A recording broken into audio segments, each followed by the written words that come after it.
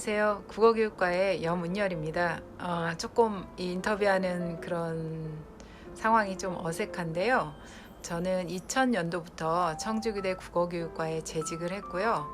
국어교육을 담당해 왔습니다. 국어교육 중에서도 제 세부 전공은 문학교육입니다.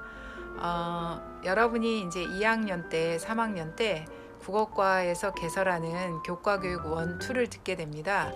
2학년 때 개설되는 원은 국어과 교육 탐구라고 이름이 붙여져 있고요. 3학년 때는 국어과 교수학습 방법론이라는 강좌를 듣게 됩니다. 저는 대체적으로 국어과 교수학습 방법론 3학년 강의를 맡아왔고 상황에 따라 2학년 강의를 할 때도 있습니다. 그리고 국어과 학생이라면 누구나 이제 국어과 6명의 선생님들이 개설한 전공 심화 과정을 듣게 되는데요. 제가 담당하는 심화 과정은 한국문학 개론입니다.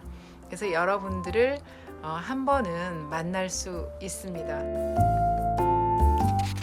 교수로서 저는 늘 배우는 사람이다 라고 생각을 합니다.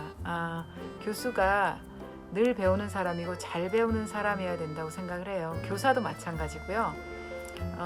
왜냐하면 교육의 내용은 끊임없이 달라지고 그 다음에 학습자도 늘 달라지고 학습에 사용하는 매체도 늘 달라지잖아요. 달라지는 것에 따라서 내가 그것을 배우고 익히지 않으면 사실은 도태될 수밖에 없는 거죠. 새로운 이론을 만들어내야 되고 새로운 교육 방법을 선도해야 되고 이러려면 사실 잘 배우고 그리고 늘 배우는 사람이어야 됩니다. 코로나 사태로 제가 이렇게 매체를 공부하게 되고 매체를 이용해서 수업을 할 거라고 생각을 하지 못했어요.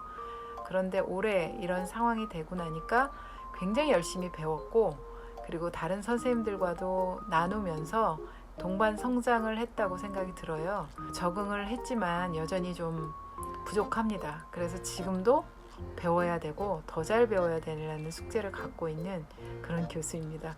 여러분도 잘 배우는 사람 그리고 늘 배우는 사람이 돼야지만 좋은 교사가 될 수 있습니다. 그게 이제 제가 마지막으로 교수로서 나는 잘 배우는 사람 또는 늘 배우는 사람이다가 아니라 이고 싶다. 그게 제 소망입니다. 이건 교수에게 너무 어려운 질문입니다. 학점을 잘 받기 위한 꿀팁은 열심히 공부하는 것밖에 없습니다. 그렇지만 열심히 공부한다고 해서 학점이 꼭 잘 나오는 것도 아닙니다. 냉정하게 얘기하면 대체적으로 공부한 만큼 학점이 나오니까요. 열심히 공부하시길 바라고요. 저는 조금 다르게 생각합니다. 학점에 대해서 너무 연연하지 않았으면 좋겠습니다.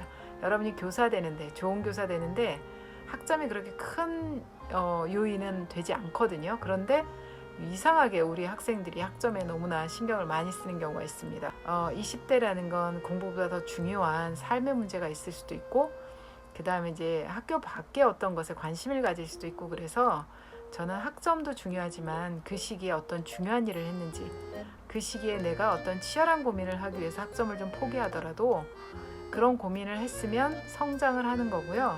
학점에 연연하지 않고 어떤 중요한 일을 하고 있는지 여러분이 생각했으면 좋겠습니다. 고양이, 강아지 다 좋아합니다. 고양이, 강아지 뭐 할 것 없이 살아있는 생물을 다 좋아합니다. 제일 좋아하는 건 식물이고요.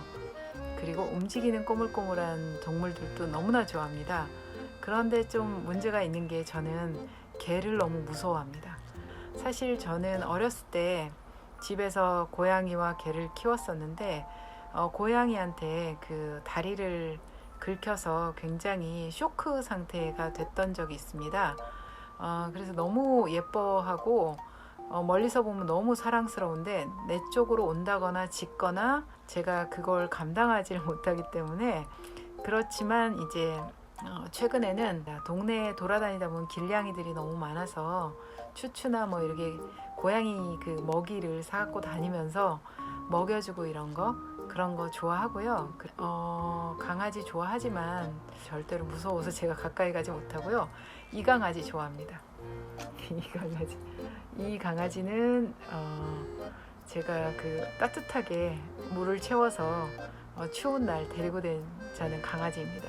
그래서 고양이나 개나 반려식물이나 아니면 어떤 걸 키우는 사람들 보면 굉장히 부럽고, 그리고 키우면서 본인도 성장하고 책임감도 갖고 이랬으면 좋겠다는 바람을 갖고 있습니다.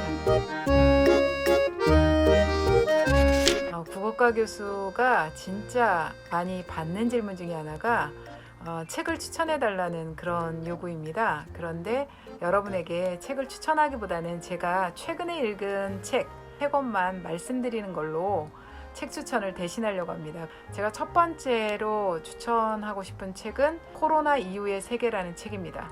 세상이 변화되거나 우리 사회에 충격적인 일이 있거나 이런 시국에는 그와 관련된 책들이 나오기 마련입니다. 그런데 그런 책을 저는 이제 꼭 따라가면서 읽으려고 노력합니다. 그 이유가 세상의 변화에 무감할 수 없고 사실은 앞서가야 되는 게 가르치는 사람이라고 생각을 하고요. 그리고 비전을 가지고 거시적인 큰 그림을 그리면서 갈 수 있어야 된다고 생각하기 때문에 교육인 업은 어떻게 바뀔 것인가, 이 부분을 좀 주의 있게 보시고, 다른 부분 이제 부동산도 어떻게 바뀔지 다 예견을 하고 있는데요. 그런 여러 가지 것들도 한번 참고로 보시면 재밌을 것 같습니다. 두 번째 책은 아무도 의심하지 않는 7가지 교육 미신이라는 책입니다. 우리가 이제 학습자가 주도하는 수업은 무조건 좋다거나 교육계에 굉장히 이렇게 당연한 시대가는 그런 담론들이 있어요. 그런 거에 대해서 반성적인 성찰을 해보는 그런 책입니다.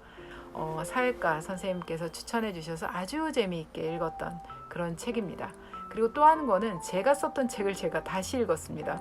유배 그 무섭고도 특별한 여행이라는 책을 제가 2015년에 쓴 적이 있습니다. 이 책은 우리가 유배에 대해서 오해하고 있는 거 굉장히 많아요. 사극에 나와 있는 것들이 사실은 뭐 이렇게 수레나 이런 거에 끌려서 이제 형장으로 가는 모습, 이송되는 모습, 이런 것들이 이제 유배지까지 이송하는 모습인 것처럼 텔레비전에 나오기도 하고 이러는데, 사실은 그건 유배는 사실 걸어가거나 말을 타고 가거나 뭐 다양한 방식으로 갔거든요. 그리고 또 유배가 끼친 지역사회에 끼친 굉장히 좋은 영향이 많이 있습니다. 그런 부분에 대해서 좀 조망하는 책을 오랫동안 계획을 해서 쓴 적이 있습니다. 그 책이 제가 좀 아쉬움이 있습니다. 그래서 그 책을 다시 쓰려는 학문적인 목적으로, 그 후속 책을 쓸 목적으로 제가 썼던 책을 또 최근에 읽었습니다. 그래서 제가 추천하고 싶은 책보다 최근 2주 안에 읽은 책 3권을 여러분에게 말씀드렸습니다. 여러분 긴 인터뷰 여러 가지 질문을 해줬는데요. 그냥 도움이 됐길 바라고 제가 좀 편안한 마음으로 여러분에게 그 있는 그대로 말씀을 드리려고 했습니다. 대학생활 열심히 잘 하시고요. 그리고 무얼 하든지 간에 의미 있는 일을 하시길 바랍니다. 그리고 안전하게 올 1년 잘 마무리하면서 여러분이 대면한 도전적 상황, 이 상황 속에서 여러분들도 뭔가를 배우고 성장하기를 바랍니다. 이상입니다.